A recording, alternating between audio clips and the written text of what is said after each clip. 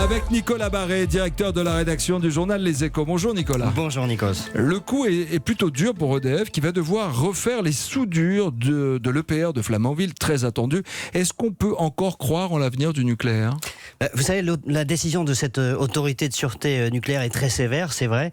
Mais après tout, c'est une preuve d'indépendance. Or, cette indépendance est cruciale parce que c'est une condition indispensable pour que l'opinion ait confiance dans cette technologie. Les Chinois ont achevé la construction de l'EPR avant nous. Il marche, il est branché au réseau, tant mieux.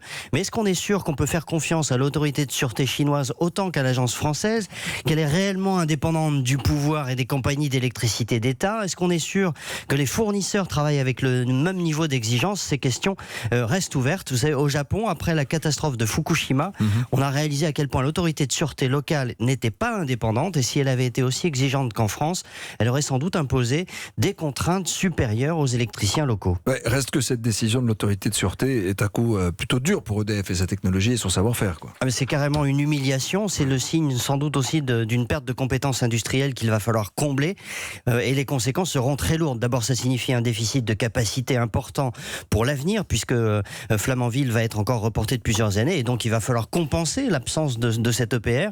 Et puis au-delà des coûts supplémentaires, alors que la facture déjà s'élève à presque 11 milliards d'euros, eh bien c'est aussi un manque à gagner important pour EDF. Et puis enfin, Flamanville, ça devait être une vitrine pour l'exportation, c'est devenu un symbole d'une dérive sans fin, comme l'EPR d'Olkiluoto en Finlande d'ailleurs. Vous l'avez dit, le coup est très rude.